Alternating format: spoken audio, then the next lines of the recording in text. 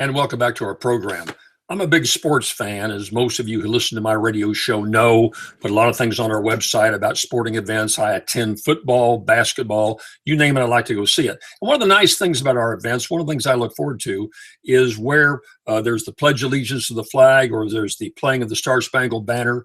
And what has become a tradition, particularly with the NFL football games, a lot of college games too, the honoring of our patriotic Americans, those in the service who have served in Iraq, Afghanistan, come back home. Often they and their families are guests at the game. We honor them with the raising of the flag. It's a marvelous ceremony before the events start.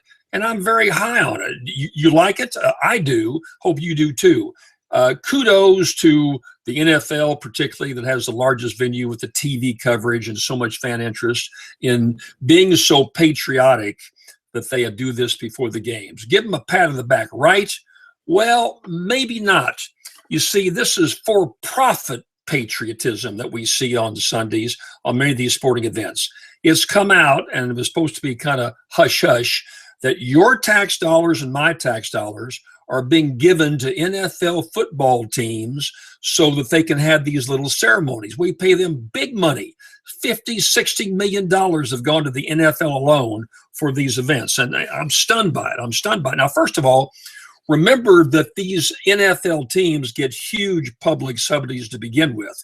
I know down where I live, the New Orleans Saints, the Superdome was built for the New Orleans Saints. They're given outright millions and millions of dollars a year just for we as taxpayers having the privilege of having the team in New Orleans.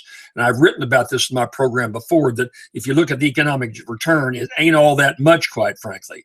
You have to really want that team. It's got to be a big ego thing for you to have one of those teams to begin with, because it doesn't bring in lots of dollars. I mean, how do you make money by someone selling Cokes and cold beer at the football games? There's no economic generator. So, well, yeah, but look at all the money those people are spending. They're coming in with their cars, they're staying in hotels, they're buying tickets. Well, if they didn't spend it on that, that would be disposable income they'd spend on something else. They'd buy a bass boat, go fishing with their kids.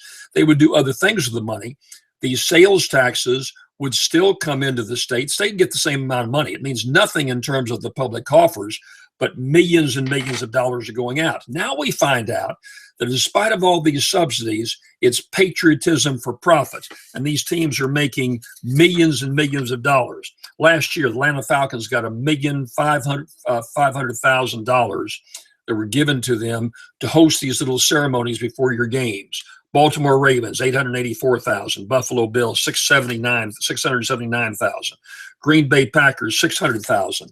My New Orleans Saints down where I live got $500,000 over several years to have these patriotic displays before the game started. I think it's outrageous. It's public money. It's your tax dollars, my tax dollars, going to profit these teams that already make a gazillion dollars to begin with. We subsidize these teams. We give the NFL a non-for-profit status. We give millions and millions to the owners of the teams. Now we got to pay them to be patriotic. You got to pay them to be patriotic. That is wrong. It should stop.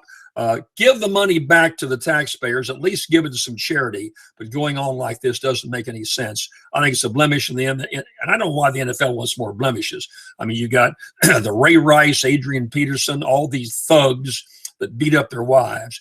You've got Deflategate, where they give advantage to one team to knock the air out of the football. I mean, every month there's some other scandal in the NFL. I consider this a lot more important than Deflategate, when public money is being used to profit these teams to be patriotic. Got to pay them to be patriotic, and I think that's absolutely outrageous. And you know what? I'll be right back.